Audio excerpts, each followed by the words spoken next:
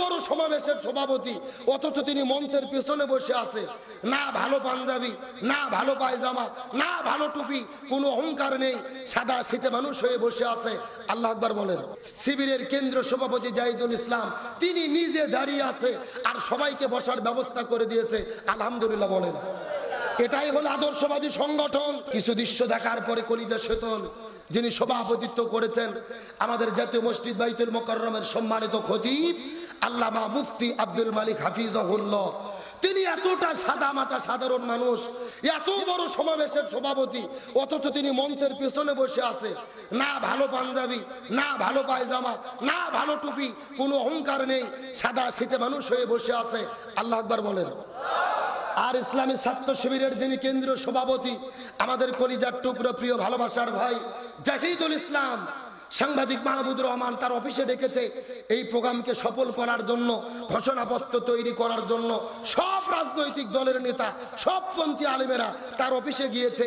শিবিরের কেন্দ্রীয় সভাপতি জাহিদুল ইসলাম তিনি নিজে দাঁড়িয়ে আছে আর সবাইকে বসার ব্যবস্থা করে দিয়েছে।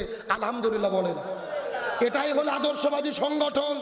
যারা নিজেদেরকে ছোট করতে চায় আল্লাহ তাদের সম্মানকে বাড়ায় দেয়। শিবিরের কেন্দ্রীয় সভাপতি আর কেন্দ্রীয় মসজিদের ইমাম খতিবগণ তারা নিজের অহংকার প্রমাণ করে বুঝাইতে চেয়েছেন, আমরা নিজেদের পরিচয় চাই না, আমরা নিজেদের জায়গা চাই না, আমরা চাই মাজলুম মানবতার পক্ষে কোটি জনতা যেন একসঙ্গে স্লোগান দিতে পারে। সুতরাং বাংলাদেশ আজকে যেইভাবে সফল হয়েছে, আমরা এক কাতারে দাঁড়িয়েছি। আগামী দিনেও বেঈমানদের প্রতিহত করতে, ইসলাম দেশীদের প্রতিহত করতে আমাদের এক দল থাকতে হবে। আমাদের রাজনৈতিক ভাবে যে কোনো দল থাকতেই পারে, ঈমানের দাবিতে মুসলমান পরিচয় নিয়ে কোরআনের জন্য, ঈমানের জন্য আমরা সবাই এক দল।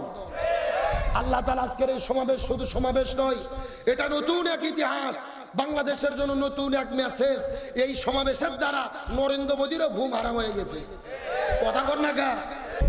আল্লাহর কোরআন বলেছেন, ওয়াতাসিমু বিহাবলিল্লাহি জামিআন ওয়া লা তাফাররাকু, তোমরা যদি মুসলমান হয়ে থাকো এই জমিনের ভেতরে আল্লাহর রশিকে ঐক্যবদ্ধভাবে আঁকড়ে ধরে দ্বীন কায়েমের আন্দোলন করতে হবে। আল্লাহর কোরআন বলেছেন, ওয়ালতাকুম মিনকুম উম্মাতুন ইয়াদউনা ইলাল খায়র ইয়ামুরুনা বিল মারুফ ওয়া ইয়ানহাউনা আনিল মুনকার, তোমাদের মধ্যে অবশ্যই একটা দল থাকবে যারা ভালো কাজের আদেশ করবে, অন্যায় কাজে বাধা দেবে। আল্লাহর কোরআন বলেছেন, আল্লাযীনা ইম্মাক্কান্নাহুম ফিল আরদি আকামুস সালাহ ওয়া আতাউয যাকাত ওয়া আমারু বিল মারুফ ওয়া নাহাউ আনিল মুনকার। কোন মুসলমান দল যদি ক্ষমতায় যায় চারটি কর্মসূচি বাস্তবায়ন করবে। 1 নম্বর নামাজ বাধ্যতামূলক করবে, 2 নম্বর যাকাত ভিত্তিক অর্থনীতি কায়েম করবে, 3 নম্বর ভালো কাজ চালু করবে, 4 নম্বর মন্দ কাজ বন্ধ করবে। ক্ষমতায় যাওয়ার পরে এই 4 কর্মসূচি বাস্তবায়নের যারা ঘোষণা দেবে তাদের পক্ষেই আমাদের থাকতে হবে। এই বক্তব্যকে আব্দুল সালাম যুক্তিবাদী না আল্লাহর? আরো জোরে বলেন কার? বাংলাদেশে বিএনপি ক্ষমতা চালাইছে বহুদিন, আওয়ামী লীগ ক্ষমতা চালাইছে বহুদিন, জাতীয় পার্টি ক্ষমতা চালাইছে বহুদিন, কিন্তু এই 4 কর্মসূচি কোন দলকে ঘোষণা দিতে দেখি নাই। অথচ সবাই মুসলমান দাবি করে।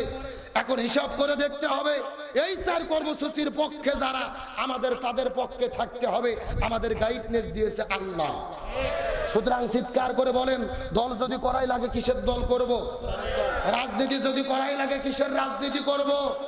আল্লাহর কোরআন বলেছেন, ওমাইয়াবতাগি গায়রাল ইসলামি দীনান ফালা ইউকবালা মিনহু ওয়া হুয়া ফিল আখিরাতি মিনাল খাসিরিন। আল্লাহর কোরআন বলে, কোরআন বাদে যদি কেউ বিয়ে করে এই বিয়ে আল্লাহর দরবারে কবুল হবে না। কোরআন বাদে যদি কেউ ব্যবসা করে এই ব্যবসা আল্লাহর দরবারে কবুল হবে না। কোরআন বাদে যদি কেউ রাজনীতি করে ওই রাজনীতিও আল্লাহর দরবারে কবুল হবে না। কথা ক্লিয়ার না ভেজাল আছে? তাহলে চিৎকার করে বলেন দেখি, রাজনীতি করতে হলে কিসের রাজনীতি করব? শান্তির জন্য কি লাগবে? আর বন্ধুগণ, মুসলমান ভাইরা গভীর মনোযোগ।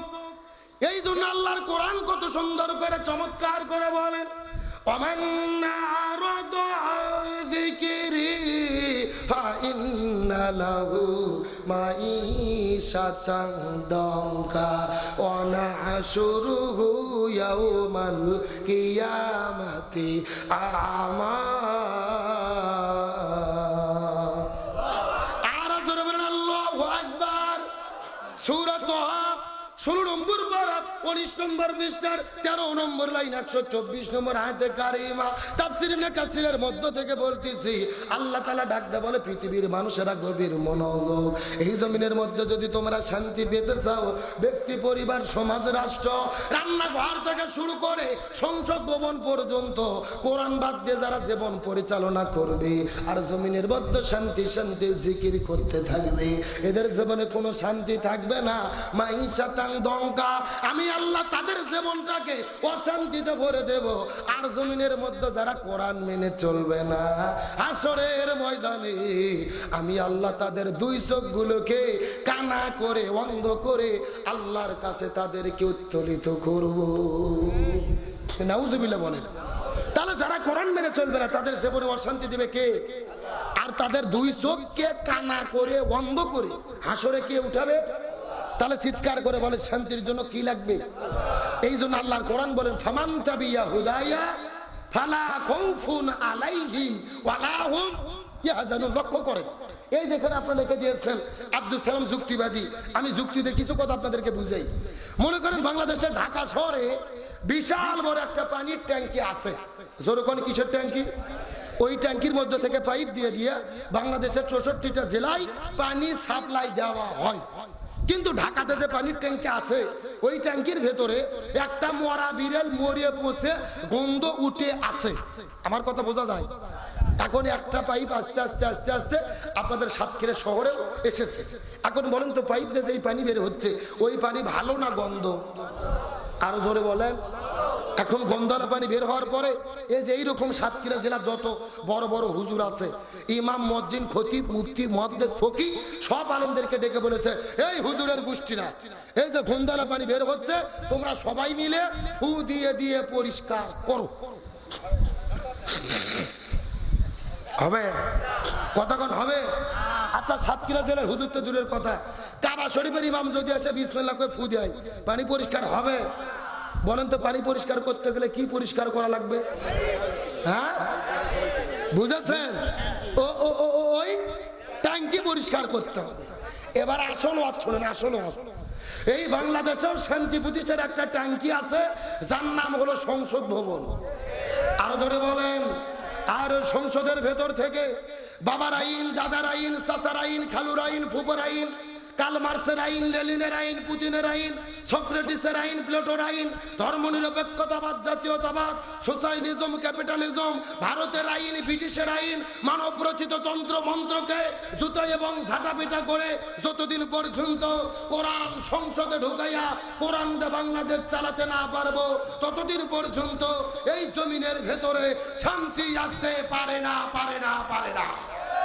সুতরাং বাংলাদেশে শান্তি কায়েমের জন্য এই কোরআন সংসদে কায়েম হয়ে কোরআন দে বাংলাদেশ চলুক, এটাকে আপনারা চান? কারা কারা চান? দুটি হাত আল্লাহকে তুলে দেখান।